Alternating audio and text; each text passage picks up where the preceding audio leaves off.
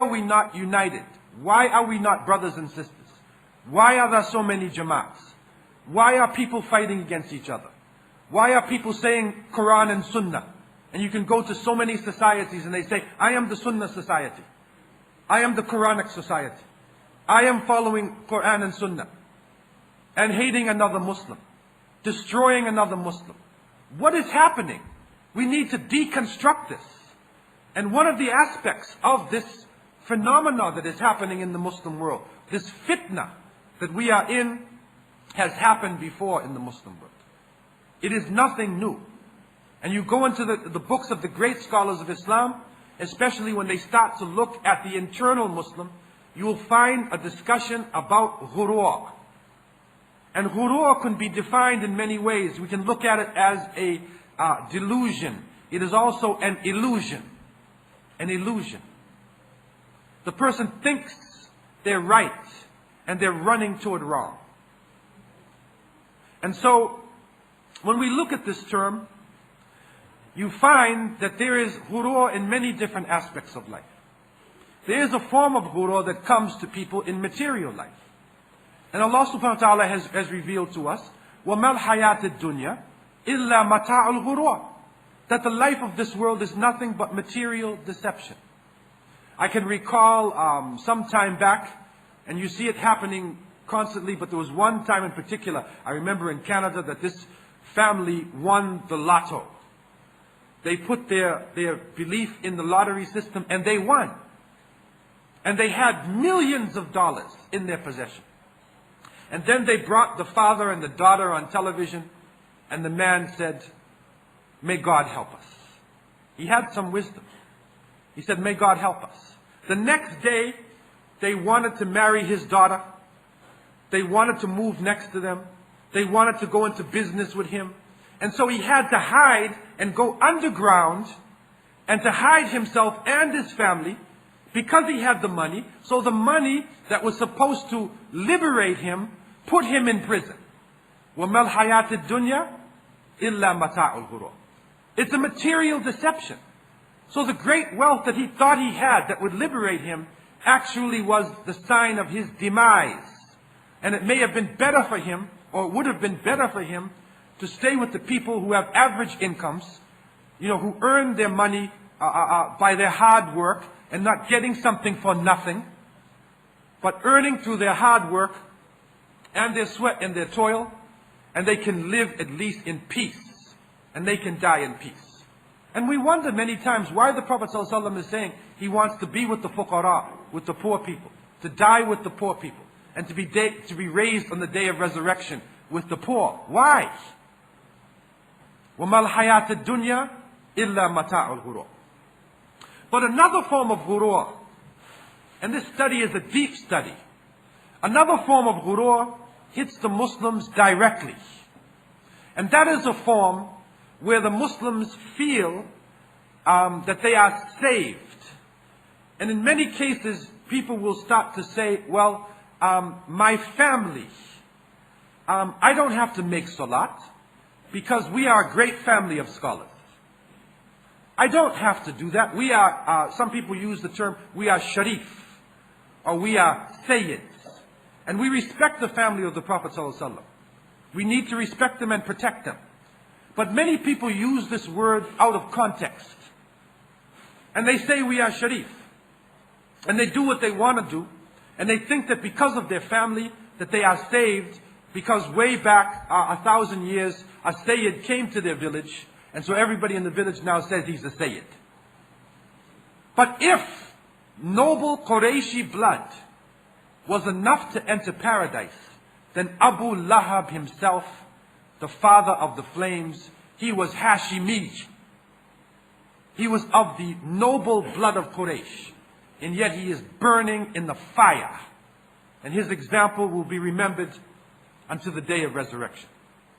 And so, deception, confusion, it can even strike the Muslims. There are even those Muslims who are stricken by this. There is one who has hasanat and sayyi'at. And the scholars study this part of ghurur as well. He's got hasanat and sayyi'at. So he gets up in the morning, makes Salatul Fajr, and he makes istighfar 100 times. And he says, well, alhamdulillah, I made istighfar after Fajr. And so I have so much hasanat. He counts them on a scale. And he starts to say, multiply 1,000 times this and times that. And he said, I got so many hasanat. And then the rest of the day, he backbites other Muslims. He scandalizes the leaders. He causes confusion. But he says, no, I have hasanat. So he is deceived by his hasanat.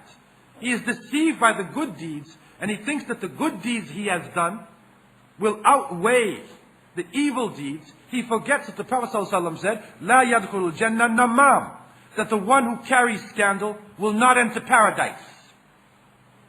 He is deceived. He forgets the teachings of the Prophet ﷺ, and he is deceived by his good deeds. This is happening amongst us. Deceived by being part of an organization.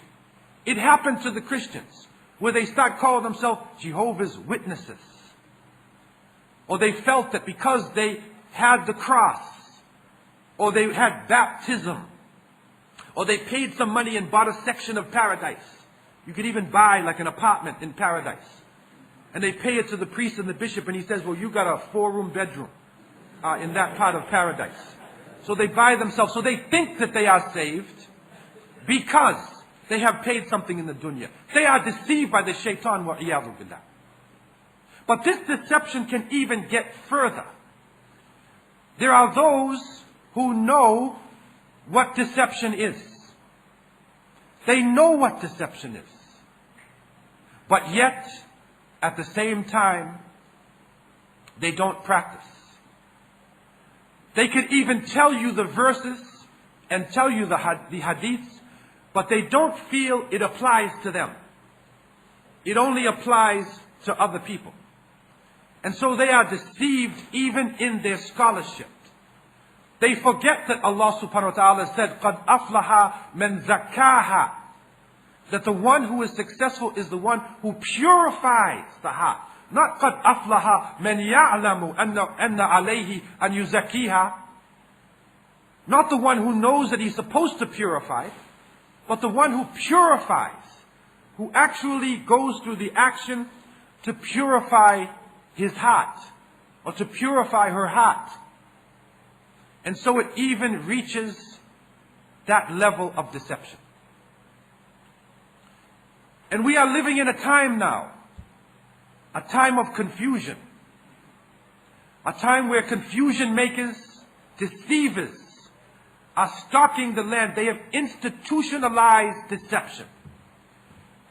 And as I said before, as we had mentioned in the previous session, that the Prophet ﷺ said in authentic hadith, يَكُونُ فِي آخِرِ الزَّمَانِ دَجَّالُونَ كَذَّبُونَ يَأْتُونَكُم مِّنَ الْأَحَادِيثِ بِمَا لَمْ تَسْمَعُوا أَنْتُمْ وَلَا آبَاؤُكُمْ فَإِيَّاكُمْ وَإِيَّاهُمْ لَا يُضِلُّونَكُمْ وَلَا يُفْتِنُونَكُمْ. They will come near the end of time great liars. There would come liars to the point where they are like false prophets. And they will come to you with a type of speech that neither you nor your parents have ever heard of before. Beware of them.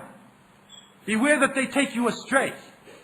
Beware that they put you into a fitna, into a trial, a temptation, into a confusion. And so we are in it now. We see it happening around us. Fear is being put into our hearts. And some people even are deceiving themselves, are running into strange options in order to deal with this fear.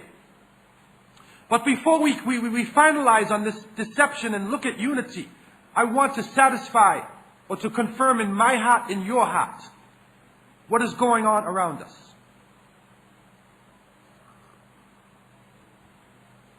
In the past year, there have been many accusations made. There are Christians now who are not accepted by all of Christendom. But there are Christians now who are coming forward like Pat Robinson, Franklin Graham,